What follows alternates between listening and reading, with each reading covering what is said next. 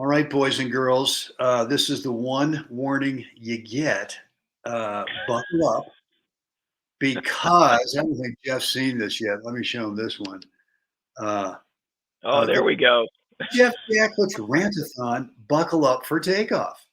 That's right. So, and I know the smile looks ooey gooey. Oh, I'm such a nice, wish I'd been born back in, the time when I could have, turned on, tuned in, whatever, dropped out back in the day with the good doctor, Tim Leary. But he missed that time just by a few years. So there's an edge to him, people. That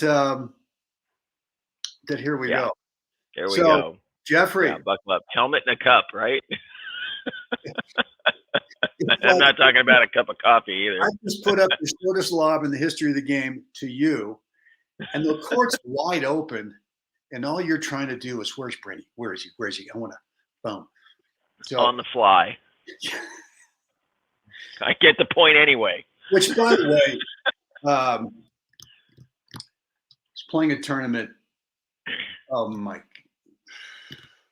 The Bryan brothers, Pop, and he and I were doubles partners, and we're playing this guy. This is in Southern California, 30 years ago. I don't know. Yeah. And Wayne and I are actually playing pretty well, and we're beating this guy who's actually way better than we are, but he's a real hothead. And sure enough, Wayne, midway through the second set, we've won the first set. We'll probably have a break in the second. We're playing. We can't miss a ball. We're laughing and giggling about it. And he puts up a short lob, and I'm right up there. And I just turn. And of course, when you turn, you're kind of conceding. Yeah. The guy drills me right between the shoulder blades. Oh. And I feel like, is this what it feels like to get shot? Right. I'm hit. I'm down. Medic. And Wayne just kind of looks at the guy, just, kind of like, you're an idiot. Anyway, right. We ended up, that kind of pissed us both off enough where we started playing better. Yeah. So, okay. Anywho, are you being such a that you're actually now motivating your opponents to put you in the ground, to actually focus better, communicate better, because now we have a unified front in what we want to do, right? I mean, I can't tell you how many times that, I've had that happen in matches, singles and doubles, where it's like, okay, I'm been really just, okay, we're all in now, here we go. Right. And it's motivating sometimes to say, you know what, there's no way I'm going to let this guy do this and get away with it and have it be okay. Right. So, all right. Well, look, I quickly got off topic here. My apologies. If you guys don't know Jeff Jacklich, I'm shocked. My partner over at goldballhunting.com. It's been a while since we've really kind of promoted goldballhunting.com. Yeah. But it's always open, always available. And so, Jeffrey, what's on your mind inside that little noggin today that we're a little nervous about? There it is. Yeah. Well, off of 2 weeks ago, were we chatting? Yeah. And then off of that, of course, we continue. If everybody could just hear the conversation that continues, right? We talked about theory versus reality, and that can be a harsh, cold awakening. And the rubber meets the road is that theory is great. It's wonderful. We can get the whiteboard out, the tennis court out. We can make X's and O's and hit it here, and then you move here, and there are aspects of that where are absolutely necessary, And then we enter the arena of practical application, and then what was it that Mike Tyson once said? Yeah, everybody's got a plan until they get hit in the nose, or they get hit in the face. Theory Right? versus reality. Yeah. Okay. Theory versus reality, right? Yeah. And then there's the practical application point, and all of a sudden you find out that this player across the net, doesn't seem to want to cooperate with your plan. And that can happen for a whole host of reasons why. But the biggest thing is that, there's so much information out there. There's just again, we've talked about it a million times. This body of work out there on YouTube, and everybody's got their idea and theory and do this, do that. It's stroke production. No, it's tactics. No, it's strategy. No, it's all of it, right? And ultimately it comes down to, I've got this plan. I've got a theory that if I do this, this will be the end result. So then you got to back up and go, okay, so what does it take to produce this formula that it actually might work out in the way that this video says? That it says, if you do this, blah, blah, blah, he's going to dish it up here and you're going to look like Rafa and you're going to snap it over there and everything. It's going to be, nirvana. It's going to be this glorious moment. Yeah. You're going to have this wonderful glow behind your head, and the sea's going to part, and it's going to be great. But the reality is that, can you produce the shots that the theory is asking for? And that's ultimately where the rubber meets the road, and ultimately where all of this falls apart and breaks down. So, are you putting in the hard miles to actually produce the theory on the whiteboard that makes it look easy? Because that's what everybody looks at. You see this thing, and it could be a top player in your age group. I'm not talking about the Rogers, Federers, Novaks, Sabalenkas, and everybody else out there, who's doing these great things, and it just looks like, oh my gosh, why doesn't, it just looks easy. And the reality is, it's not easy. It never was easy, and it will never be easy. Even when you're doing it, it's not easy. It looks easy, but it's not, because the hours spent in being so comfortable with executing ball number one, going to where you're supposed to be on the court, and then creating ball number two on the list, on the whiteboard list, comfortably, with confidence, going to the next appropriate place, and then wait a minute, time out. He didn't hit me where ball number three is supposed to be. And all of a sudden there's this, wait a second, that's not what, the whiteboard says. And so we have to be, this is such a broad subject, but anyway, we're going to, and this dovetails us into pattern work. Because pattern work is how you're training these theories of do the X, Y, do X, do Y, and you end up with Z.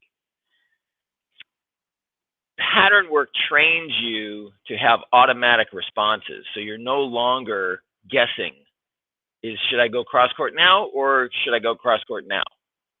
Should I hit a high roller now, or should I hit a knifing slice? What do I do and when do I do it, right? So this is, theory is great until, again, you're out there on the court and someone punches you in the nose. And all of a sudden we're at a loss. I don't know what to do. And so this is where we shift then into pattern work. So your answers are always much more automatic than thoughtful, so that the production of the stroke, the production of your target, is confident. You've made a clear choice as to what to do with the ball, where to hit it, and what to do next. So I know when I'm producing, one of my favorite patterns, that if the ball doesn't come back into where I'd like it, I know where I'm hitting my next ball to get back to what I want. But that's a different pattern that I'm going to train so that I have the answer. And the answer isn't by committee. It's a single answer. This situation, I do this. And I do it every friggin' time. And until you can start to respond in those manners, producing theory strategy will be a nightmare because you haven't done it enough under the conditions that you're actually going to be playing in. So the problem with theory is that you do it, you go out on the court, you produce the first two balls, the ball came to where you wanted it, you produce this beautiful approach shot, and the guy just hit a dinger past you. Oh, I guess that doesn't work. Now I'm I've got this blanket of fear that I better not do that again because he can do that. Theory doesn't explain the fact that maybe that's the only ball he's going to hit that way today. Or maybe his intention was to go cross court with a pass, and he was just a nanosecond late and screamed it up the line for a winner. Right. So maybe you actually produced the pattern perfectly. Yeah. And he's the blind squirrel that day that came up with a lucky nut. There it is. Let's do it again. Can he produce that again? Oh, look, the next one, he didn't catch it late. He caught it just about on time. And oh, look, it's right where I wanted it. It's right where I was hoping for. Or he doesn't catch it quite as late, or he catches it much later and it's just out. So are you willing to walk down the path in your practice sessions to produce the patterns, the theories, to the point that you start to see how it works, how they all function together, how this is beautiful dance, and sometimes somebody trips. It's just the nature of the beast. But you have to be willing, again, to go out there and lose sets to guys. We come back to this again over and over again, because this is what it takes. Are you willing to go out there and lose to your buddy Billy on Thursday night in an effort to be better 3, 5, 6, 7, a year from now, 6 months from now, or a year from now? Are you willing to go out there and do this work so that 6 months from now, when you actually play Billy, heads up, you're not working on anything. You're just working on competing that night, and you smoke Billy 1-1. Because now the patterns that you're working on, the theory that says it should work this way, actually does. And so that is the other side of the coin with theory. Yes, they work. But can you produce the individual parts and pieces, all the necessary ingredients, to actually make that theory come to fruition at the end of the day? Yeah. And unfortunately, most players out there won't do the work to make that happen, which is why when you look at those top elevated players in the seniors or the pros, and they got, boy, that guy's just smooth. He just always seems to be in the right place, and he always seems to, God, he doesn't look like he panics and blah, blah. Okay. And you're right on all those details, because what you don't see is behind the scenes that he's actually done the work. Yeah, that's good. So, well, look, all good stuff as always, Jeff. Got me thinking about, a lot of things here. Number one, I think, someone's going to say, well, what's the solution then, fellas? And to me, the solution is exactly what you were saying. Well, yes, there's got to be some. If this is the X and O's on the whiteboard, okay, then if I'm going to play a forehand over here, do I need to work a lot on actually getting great at that forehand? And then if I'm going to play another ball over here, do I have to work a ton on technique? And my thinking is no, is that you probably technique wise, you're probably okay. If I was to tell you, hey, can you land a ball with your forehand in the middle of that quadrant cross court? And I don't care if you have, X number of RPMs on that forehand. I don't give a crap about that. I don't care what grip you use. I don't care what your swing shape looks like. How often can you actually execute the first shot in the pattern? And if you can do it, 9.5 out of 10 times, then let's move on to the next part of it. All right. We don't need to spend all the next hour and a half with your pro working on, hey, let's see if we can get another 100 RPMs on this forehand. All right. Fine. All right. So now you've got the pattern work. I mean, now you've got the theory done in terms of the X's and O's. That's great. So now you get out in the real deal with a match and you find, God, I'm a little nervous today. So I wasn't hitting that thing 9 out of 10 times. I'm now down to 5 out of 10 times because I'm nervous. Has nothing to do with that guy over there. Well, maybe I'm nervous because of that guy, but has nothing to do with him hurting me with his shots. I'm just nervous. Okay, I guess we got to work on the mental part of the game, right? But maybe the other thing is that guy you're feeding into this guy's strength. And now all of a sudden, he's just on the Mike Tyson, boom, right? And you're finding out that, so how do you adjust? How do you adapt to theory into reality? And to me, Jeff, reality is really, the Jeff Jacklich, can you monitor and adjust? And it's not always your shot technique or it's really, can you monitor, what is this guy doing to me that's disrupting the theory? And how do I adjust to it? Well, look, the bottom line for me is you got to get a big number of experiences, matches. Some are practice sets, some are practice matches, but some are league matches and some are tournament matches. And if you don't have a crap ton of those experiences underneath your belt as your foundation for who you are, for what your brand is on the court, all the theory in the world is just a bunch of smoke getting blown up somewhere, you know, and just a bunch of words. You can go back to YouTube.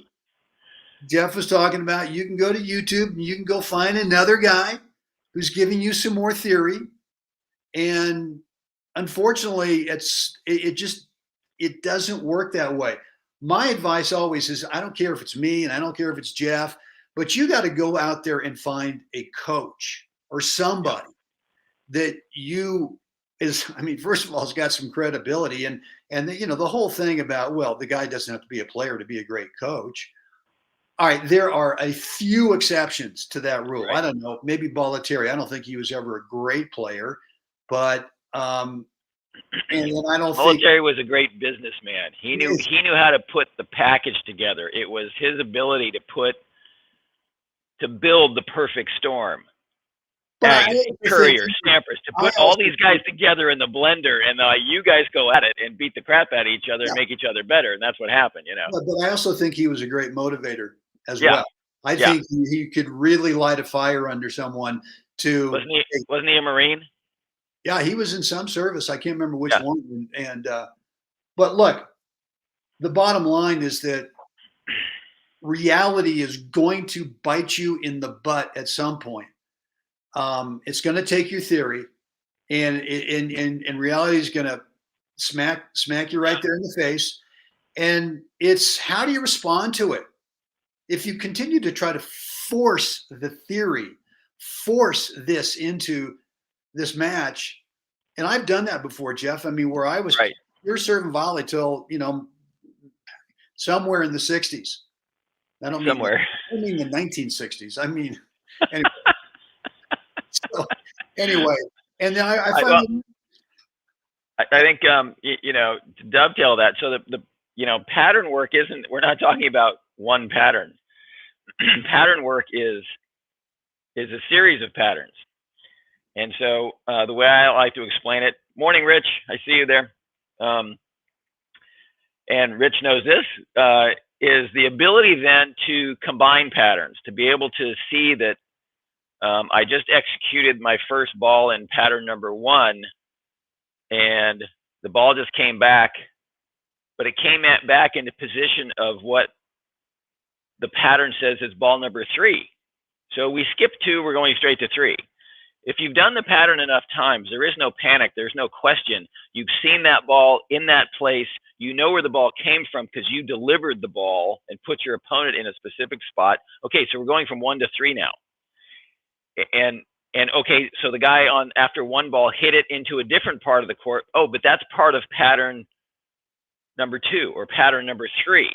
So I know what to do here. I'm going to take this and jack it cross court, knife a little slice, whatever it is, and get me back to pattern number 1 again, because that's what I'd really like to play, because that's, for me, one of my favorite patterns, one of my most confident patterns. So you have to do enough of them so that you can cut and paste, and you're never, the questioning of what you should do with the ball, that starts to go down just a ton. And I can tell you from personal experience, when you have clarity about the shot you're choosing, even if it's not the most rock and K Swiss, you Marty, I see you. Even if it's by theory not the most highest percentage place to hit that ball, if you're clear about executing it and you're confident in doing it, you're going to bridge the gap between the highest percentage and the fact that you made the shot. You're going to bridge that gap because you're clear about the choice. You like the choice. Let's go. Also, the other thing that happens with the pattern work is that, and listen, pattern work is not something that you need me or Brenny to execute, to hand feed. You can do that if you've got a good practice partner, you can learn to feed hand-fed pattern work. Rich and I were doing it yesterday. We did some pattern work yesterday, and the beautiful thing about pattern work too is that when you first start to do it, you expose your habits, where you like to move after you hit a certain ball. And so for me, pattern work is essential for me to find out what this player's habit is after they hit a ball from a certain area on the court. Everybody's the same. They're automatic in where they normally go, and that tells you right away, okay, we need to clean this up because you're moving to a place that is counterproductive to what you just did. And so pattern work is something you learn to hand feed a ball. And listen, you can go on YouTube and find lots of drills and everything. But if you're patient enough, you don't need 3 cases of balls either. You can have 20 balls, 25 balls out there, and because most of the pattern work you're going to do is going to be 3, 4, 5, maybe 6 balls, maybe. And it's not necessarily about cardio. It's about doing the execution of the fundamental moves from ball to ball. I prep, I go out, I hit, boom. I hit it to point A on the court. Great, recover, back, next spot, here we go. So it's something that you can learn to do as a player, trying to learn theory, but do enough pattern work where theory is actually becomes applicable and reality based. But until that, theory is just theory. It just sits on a whiteboard, and it's theory in that regard. Without putting in the hard miles, theory is somebody just put up a whiteboard and damn it, they used a Sharpie pen instead of the dry erase, and my whiteboard is screwed now. Okay, so that's there you go.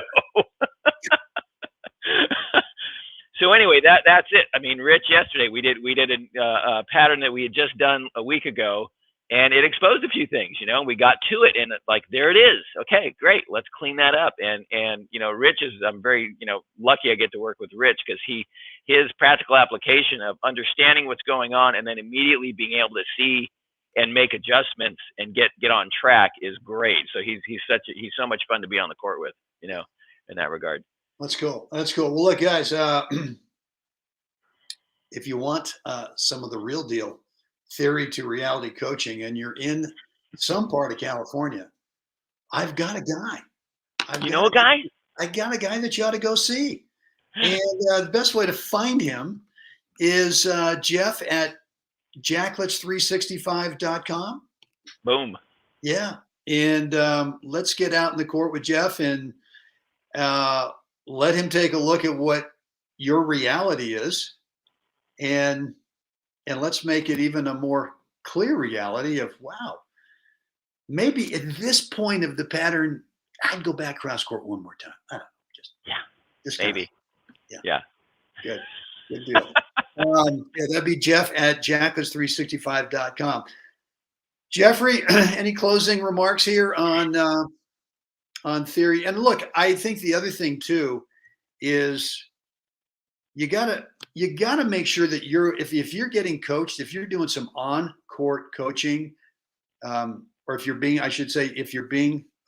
coached on court, make sure that and you're a competitive player, right? You're just not out there just kind of working on a little workout every time you go play tennis, but you really want to become a better player in terms of winning more.